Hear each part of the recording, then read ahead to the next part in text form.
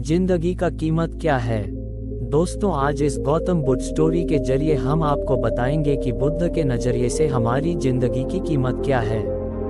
हम लोगों से बहुत से लोग अपनी जिंदगी की वैल्यू नहीं समझते हैं और अपने जीवन को ऐसी चीजों में बर्बाद कर देते हैं जिनसे हमारा नुकसान ही होता है।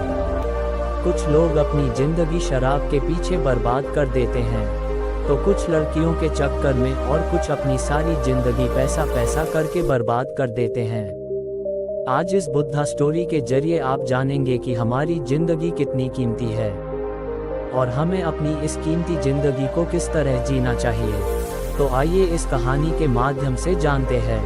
एक बार की बात है, महात्मा बुद्ध अपने शिष्यों को जिंदगी से जुड़ी कुछ अच्छी बुरी बातों का ज्ञान दे रहे थे। सभी शिष्य उनकी बातों को बहुत ध्यान से सुन रहे थे। उन सभी में एक शिष्य ऐसा था जिसे प्रश्न पूछने की बहुत आदत थी। वो महात्मा बुद्ध के पास गया और उनसे बोला, आप हमें जिंदगी के बारे में जो कुछ सिखा रहे हैं उन सब का क्या फायदा, क्योंकि हम लोगों में से बहुत से बच्चों को ये भी नहीं पता कि हमारे जीवन का मूल्य क्या है और ये जीवन हमारे लिए कितना कीमती है। पहले आप हमें ये बताइए कि इस जीवन का मूल्य क्या है। अपने शिष्य की बात सुनकर महात्मा बुद्ध अपने कुटिया में गए और एक चमकता हुआ पत्थर का टुकड़ा लेकर आए। वो टुकड़ा उन्होंने अपने शिष्य को दे दिए और बोले, मैं तुम्हें इस जीवन का मूल्य तब बताऊंगा जब तुम इस पत्थर का सही मूल्य पता लगा कर आओगे। और ये ध्यान रखना कि तुम्हें ये पत्थर का टुकड़ा किसी को बेचना नहीं है। महात्मा बुद्ध की बात मानकर वो शिष्य बाजार की तरफ चला गया। बाजार में सबसे पहले उसकी नज़र एक किराना दुकान पर पड़ती है और उसने वो पत्थर उस किराने दुकान वाले को दिखाया और बोला, इस पत्थर के बदले में आप मुझे क्या दे सकते हो।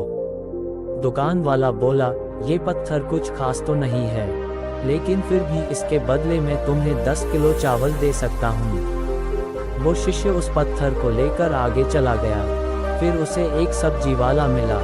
शिष्य ने उस सब्जी वाले से उस पत्थर की कीमत पूछी। सब्जी वाले ने उस पत्थर को ध्यान से देखा और बोला, इस पत्थर की कीमत के बदले में तुम्हें ज़्यादा से ज़्यादा एक बोरी भरकर सब्जियां दे सकता हूँ। इसके बाद वो शिष्य उस पत्थर को लेकर एक सुनार के दुकान पे गया। उस पत्थर की टुकड़े की चमक देखते ही उस सुनार ने उसकी कीमत 10 तोले सोने की लगाई। शिष्य ने वो टुकड़ा बेचने से मना किया तो वो सुनार उसके बदले 20 तोले सोने देने को भी राजी हो गया, लेकिन शिष्य ने वो पत्थर नहीं बेचा। इसके बाद वो शिष्य एक हीरा के व्यापारी के पास गया और उनके सामने उसने वो पत्थर के टुकड़े को रख दिया और बोला, इस पत्थर की कीमत क्या दे सकते हो। उस पत्थर को देखते ही हीरा के व्यापारी ने एक साफ कपड़ा बिछाया और उस पत्थर को उसके ऊपर रखा दिया। फिर उसकी परिक्रमा की और हाथ जोड़कर उस पत्थर को कपड़े में लपेटते हुए वो बोला, तुम जिसे मामूली पत्थर समझकर उसकी कीमत पूछ रहे हो, असल में ये एक बेशकीमती रूबी है। ऐसा रूबी हर किसी को नहीं मिलता। मैं अगर अपना सब कुछ बेच भी दूं तो भी इसकी कीमत नहीं चुका सकता। उस व्यापारी की बातें सुनकर वो शिष्य हैरान हो गया। वो दौड़ा दौड़ा सीधा महात्मा बुद्ध के पास आया और उसने जो कुछ भी बाजार में हुआ वो सब बताया। उसकी सारी बातें सुनकर गौतम बुद्ध बोले, तुम्हारे सवाल का जवाब इस रूबी की कीमत में ही छिपा है। हमारा जीवन भी एक रूबी है। रूबी की तरह ये भी बेशकीमती है, लेकिन हम इस बात को हमेशा नज़रअंदाज करते हैं और अपने जीवन का मूल्य नहीं समझते। हम दूसरों को देखकर और उनके जैसा जीवन जीने की कोशिश में अपने जीवन की कीमत को कम कर देते हैं।